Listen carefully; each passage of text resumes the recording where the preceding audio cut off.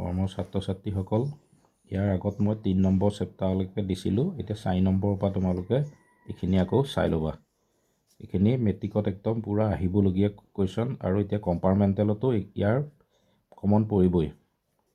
এতিয়া ইয়াত 4 নম্বৰ চেপ্টাৰৰ পৃথিৱীৰ খোলাটোত খনিজ পদাৰ্থ হিচাপে এইকেইটা যে থাকে, এইটো কিমান পৰিমাণ থাকে এইকণ চিন দি ল'বা। বায়ুমণ্ডলত কাৰ্বন ডাই অক্সাইডৰ পৰিমাণ কিমান, এইটো। তাৰপিছত আহিব কাৰ্বনে গঠন কৰা সৰলোত্তম যৌগটো কি, ইয়াৰ সংকেতৰ সৈতে আহিব পাৰে। তাৰপিছত সহযোজী বান্ধনি কাক বোলে, এইটো। তাৰপিছত আন্তঃআণৱিক বল, এইটো ক'ত কম হয়, কিহৰ ক্ষেত্ৰত কম হয়, তেনেকৈ আহিব পাৰে। এইটো লিখি চাই ল'বা। তাৰপিছত কাৰ্বনৰ বহুৰূপতা, এইটো আহিব। বহুৰূপতাৰ কুৱেশ্যন আহিবই। হীৰা গ্ৰেফাইট কাৰ্বনৰ পৰা যে উৎপন্ন হয়, এইটো। হীৰা আৰু গ্ৰাফাইট কাৰ্বনৰ বহুৰূপ, এইকণ। এই চিন দিয়াখিনি চাই ল'বা, এইখিনি ভালকৈ পঢ়িবা, কমন পৰিবই। তাৰপিছত কেটিনেশ্যন বুলিলে কি বুজা, এইটো একদম কমন। সংপৃক্ত যৌগ, অসংপৃক্ত যৌগ, বিষম পৰমাণু, এইখিনি চিন দি ল'বা ভালকৈ, এইকেইটা আহিব। তাৰপিছত অসংপৃক্ত যৌগ, এইটো দ্বিবান্ধনি আৰু ত্ৰিবান্ধনি থকা যৌগবোৰক যে অসংপৃক্ত বোলে, এইটো আহিব। তাৰপিছত ইয়াৰ চিত্ৰ এটা আহে, যিকোনো বেঞ্জিনৰ গঠন চিত্ৰ এনেকুৱা, বা চাইক্লোহেক্সেন এনেকুৱা, এইকেইটাৰ ভিতৰত কিবা এটা আহে, এইটো চাবা। তাৰপিছত এলকেন আৰু এলকিন আৰু এলকাইন, এইকেইটা চাবা। তাৰপিছত কিছুমান কাৰ্যকৰী মূলক, কাৰ্যকৰী মূলক কেইটা আহে, যিকোনো দুটাৰ, এইটো আহিব। সমগনীয় শ্ৰেণী কাক বোলে, এইটো। তাৰপিছত কাৰ্বন যৌগৰ নামাকৰণত যে এলকহলৰ নামকেইটা, এইকেইটা চাবা, সমগনীয় শ্ৰেণীৰ। তাৰপিছত কাৰ্বন যৌগৰ নামাকৰণ কৰা হয় কেনেকৈ, এইকেইটা চাবা। তাৰপিছত ইয়াত এইটো কুৱেশ্যন কমন, প্ৰশ্নাৱলীৰ 2 নম্বৰটো, এইটো।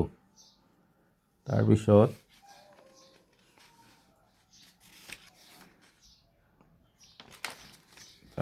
চাবা, কয়লা আৰু পেট্ৰলিয়ামৰ উৎপত্তি কেনেকৈ হয়, এইটো।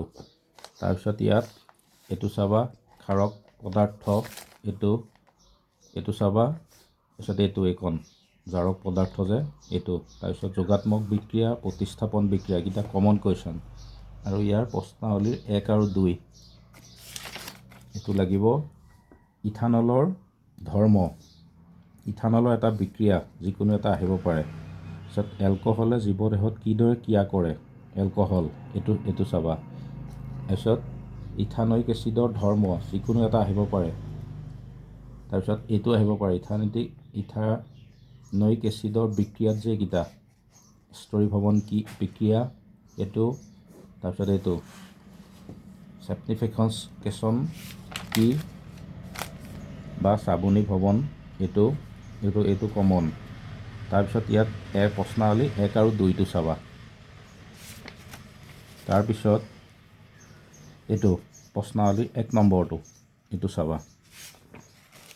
তাৰপিছত ইয়াৰ 4 নম্বৰটো কমন অনুশীলন প্ৰশ্নৰ 4 নম্বৰ, 6, 7, 8, 9, চালে 12 আৰু 15, এইকেইটা ভালকৈ চাবা।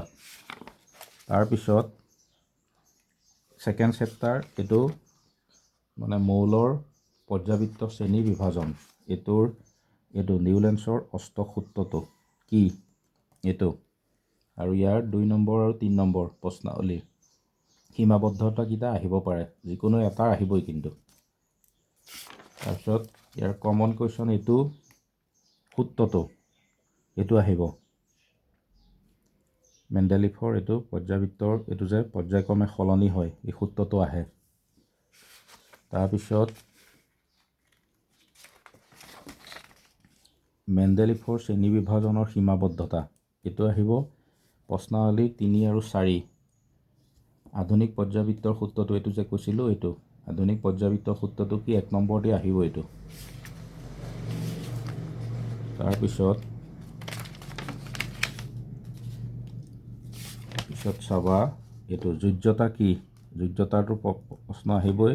পাৰমাণৱিক আকাৰ হাইড্ৰজেন পৰমাণুৰ এইটো যে 1 নম্বৰীয়া কুৱেশ্যন এটা আহিব MCQত। তাৰপিছত অৰ্ধধাতু দুটাৰ নাম। তাৰপিছত এইটো ধাতুকল্প যে ধাতুকল্প মানে ধাতু আৰু অধাতুৰ মাজৰ অধাতু দুয়োটাই ধৰ্ম দেখুওৱা মৌল বুলিও আহিব পাৰে বা ধাতুকল্প বুলিও আহিব পাৰে, একেটাই কুৱেশ্যন। তাৰপিছত প্ৰশ্নাৱলীৰ 1, 3টো চাবা, 5টো। তাৰপিছত অনুশীলনী 3, 5, তাৰপিছত 7, 8, তাৰপিছত 10টো এইকেইটা চাবা। আৰু ইয়াৰ পিছতেই মই দিম এইটো চেপ্টাৰ তোমাৰ পোহৰ প্ৰতিফলন আৰু প্ৰতিসৰণ। এইটো চেপ্টাৰৰ পৰা চবতকৈ বেছি নম্বৰ এইটো চেপ্টাৰৰ পৰা আহে।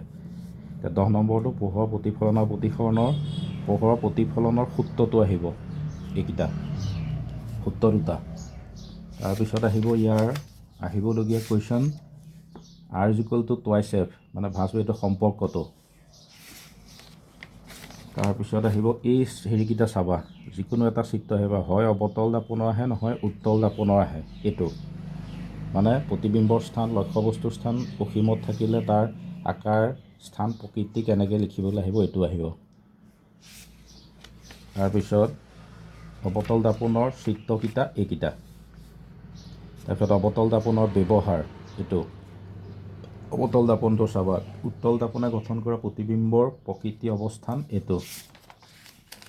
তাৰপিছত ইয়াৰ প্ৰশ্নাৱলী প্ৰশ্ন আহিব 2, 3, 4 এইটো। আৰু উত্তল দাপনৰ ব্যৱহাৰ আহিব যিকোনো দুটা, এইটো চাবা। তাৰপিছত অংক এইকেইটা কমন আছে, এইটো চাবা 10.1, 10.2 এই দুটাৰ ভিতৰত এটা আহিব। আৰু 2 নম্বৰীয়া কুৱেশ্যনত এইটো আহিব 1 আৰু 2 প্ৰশ্নাৱলী। তাৰপিছত ইয়াৰ প্ৰতিসৰণৰ নিয়মকেইটা, এইটো পোহৰ প্ৰতিসৰণৰ নিয়ম বা প্ৰতিফলনৰ যিকোনো এটা এনেকুৱা আহিব। তাৰপিছত এইটো শূন্যত পোহৰৰ দ্ৰুতি মানে শূন্যত পোহৰৰ বেগ কিমান, এইটো আহে 1 নম্বৰীয়াত।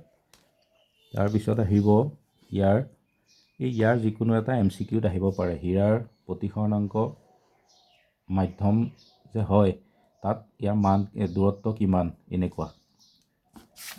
তাৰপিছত প্ৰশ্নাৱলীৰ 1, 2, 5টো কমন, এইটো আহিবই, এইটো ভালকৈ চাবা।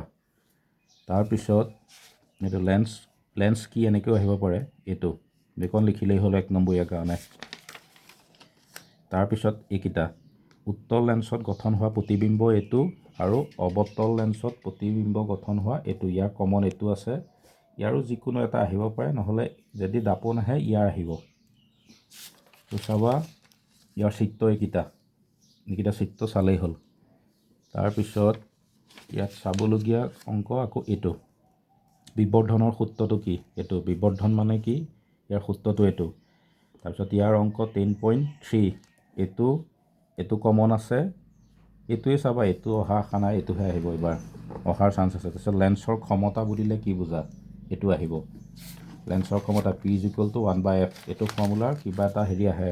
এক ডায়েপ্টাৰ বুলিলে কি বুজা, ডায়েপ্টাৰৰ ক্ষমতাৰ SI একক কি, এইকেইটা। এইখন একদম কমন, ইয়াৰ পৰা 1 নম্বৰ হ'লেও দিবই। তাৰপিছত এইটো প্ৰশ্নাৱলীৰ 1, 2, 3 এইকেইটা চাবা। অনুশীলনীৰ এই 2ৰ এইটো চাবা, এইবাৰ আহিব পাৰে এইটো এতিয়া। তাৰপিছত ইয়াৰ কমন থকাৰ ভিতৰত এইকেইটা আছে, এইটো আহিব পাৰে 8 নম্বৰটো চাই ল'বাচোন, 1 নম্বৰীয়াত দিব পাৰে এইটো। 8, 10, 12, 13, 14, 16, 17